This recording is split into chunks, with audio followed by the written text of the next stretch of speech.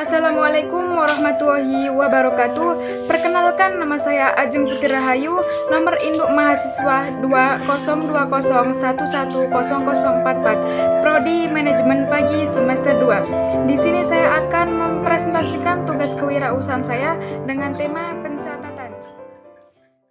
Pencatatan yaitu pengumpulan data secara teratur tentang peredaran atau penerimaan bruto dan penghasilan bruto sebagai dasar untuk menghitung jumlah pajak yang teruntang, termasuk penghasilan yang bukan objek pajak dan atau yang dikenai pajak yang bersifat final.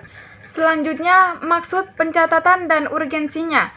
Pentingnya pencatatan kegiatan transaksi usaha atau bisnis. Dalam setiap usaha yang dijalankan, tentunya memiliki pemasukan dan pengeluaran yang merupakan bagian dari transaksi usaha. Setiap transaksi keuangan memiliki bukti sebagai dasar pencatatan. Ketika usaha baru mulai didirikan, umumnya pemilik yang mencatat seluruh transaksi. Namun seiring dengan perkembangan usaha, seringkali pemilik tidak memiliki waktu untuk melakukan pencatatan.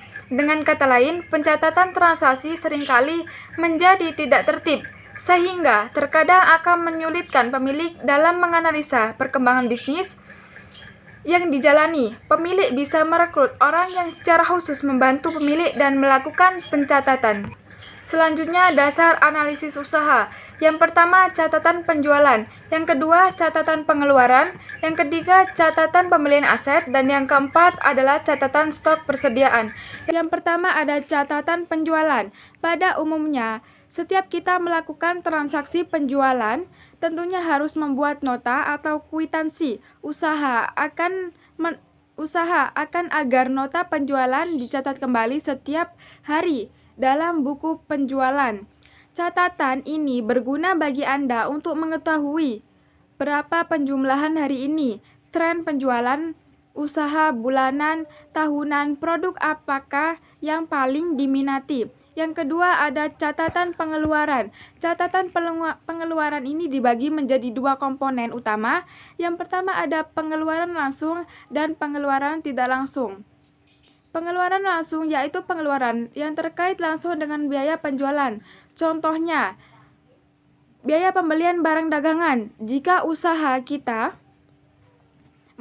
menjual minuman kemasan seperti air, soda, teh, kopi, dan lain sebagainya, maka biaya pembelian minuman kemasan adalah biaya langsung. Contoh pengeluaran tidak langsung itu seperti listrik, air, gaji, dan lain sebagainya yang tidak secara langsung mempengaruhi penjualan. Catatan ini berguna bagi Anda untuk mengetahui berapa dana yang Anda alokasi untuk biaya tertentu, sehingga membantu Anda dapat menganalisa apakah biaya yang dikeluarkan sudah cukup efisien dan apakah masih bisa ditekan lagi biayanya. Yang ketiga ada catatan pembelian aset. Catatan ini ya sering rancu dengan pencatatan biaya. Sering dijumpai pemilik usaha tidak bisa membedakan mana yang tergolong aset dan mana yang tergolong biaya. Definisi aset secara sederhana yaitu benda atau peralatan yang digunakan untuk aktivitas usaha dan umurnya lebih dari 1 tahun. Contohnya seperti usaha jasa fotokopi. Yang digunakan adalah mesin fotokopi atau mesin jilid. Dan yang keempat ada catatan stok persediaan. Pelaku usaha yang bergerak di bidang usaha perdagangan harusnya memiliki pencatatan stok atau persediaan. Ini sangat penting untuk dilakukan agar kita bisa tahu dengan pasti persediaan kita, mana yang masih ada, mana yang akan habis, dan mana barang yang berputarnya lebih cepat. Misalkan, jika Anda berjualan produk lontong dan kita tidak punya catatan persediaan, apabila ada pembeli yang bertanya, maka kita akan kesulitan untuk mencarinya. Cara mudah, cukup gunakan buku stok yang kita gunakan saat barang masuk dan kita kurangi stoknya saat saat ada penjualan. Selanjutnya, sebagai pemula, Anda bisa mulai melakukan pencatatan yang sederhana. Di antaranya ada catatan arus kas, catatan laba rugi, dan neraca keuangan. Yang pertama, catatan arus kas yang berisikan informasi dana masuk dan keluar. Pastikan tidak ada suatu transaksi pun yang terlewat. Yang kedua, catatan laba rugi yang berisikan informasi mengenai selisih dan pendapatan dan pengeluaran usaha untuk mengetahui apakah usaha mampu menghasilkan laba atau tidak. Yang ketiga, ada neraca keuangan. Untuk mengetahui posisi keuangan usaha kita pada produk tertentu, di sini kita menuliskan informasi aset, kewajiban atau utang, dan modal. Selanjutnya, manfaat pencatatan keuangan. Yang pertama ada membantu mengetahui perkembangan usaha. Yang kedua, sebagai dasar evaluasi bisnis. Yang ketiga, sebagai dasar perhitungan pajak. Dan yang keempat, mempermudah mendapatkan tambah modal. Yang pertama,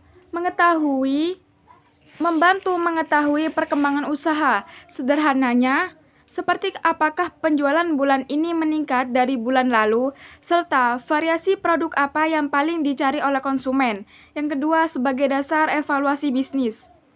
Misalkan, apabila terjadi defisit laba bulan ini, pelaku usaha dapat segera merumuskan tindakan preventif agar usahanya menjadi tidak semakin merugi. Serta variasi produk manakah yang paling laku dan tingkatkan produksinya. Yang ketiga, sebagai dasar perhitungan pajak. Sebagai pelaku UMKM dan warga negara yang baik, Anda harus wajib melapor dan membayar pajak usaha. Untuk mempermudah proses lapor dan biaya pajak, Anda bisa melihat catatan keuangan yang sudah dibuat atau konsultasi dengan pihak pajak terkait untuk membantu menghindari kecurangan yang dapat dilakukan oleh rekan usaha atau karyawan. Yang keempat, mempermudah pendapatan tambah modal. Catatan keuangan dalam jangka waktu yang lama akan sangat dibutuhkan apabila di masa depan Anda ingin mencari tambah modal untuk memperbesar usaha. Di depan inspektor, catatan keuangan ini berperan sebagai bukti bahwa usaha Anda memiliki prospek yang menjanjikan. Perusahaan dalam pencatatan keuangan bagi UMKM. Selanjutnya, customer atau pelanggan Anda. Customer yaitu strategi pemasaran terbaik dalam mempertahankan klien, konsumen atau pelanggan yang telah ada dengan cara mengelolanya agar melakukan pembelian berulang, sehingga konsumen tidak akan lari ke kompetitor. Selanjutnya ada fungsi customer. Customer yang pertama meningkatkan penjualan, yang kedua mendapatkan penjualan lebih banyak, yang ketiga biaya lebih rendah, yang keempat peningkatan kepuasan pelanggan, yang kelima fleksibilitas yang lebih besar, yang keenam skala ekonomi, dan yang ketujuh peningkatan fungsi back office. Yang pertama, peningkatan penjualan. Mengetahui kebutuhan dan keinginan pelanggan adalah tujuan utama dari berbisnis apapun. Manajemen hubungan pelanggan atau customer menganalisis data besar yang dihasilkan oleh saluran penjualan online dan penjualan konvensional untuk mendapatkan apa yang diinginkan pelanggan baik sekarang dan di masa depan. Yang kedua, mendapat peluang lebih banyak.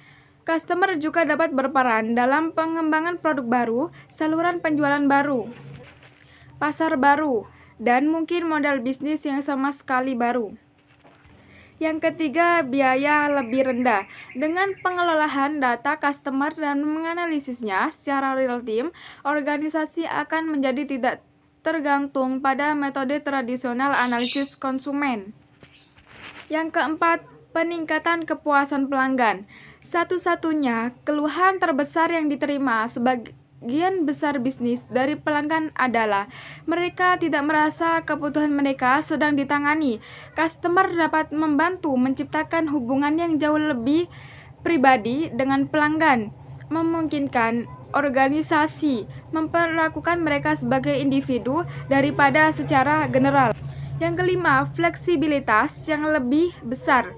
Ekonomi digital bergerak dengan kecepatan yang lebih cepat daripada pesanan bisnis tradisional, dan segala satu-satunya akan semakin cepat ketika kita memasuki era internet dan komunikasi yang cerdas.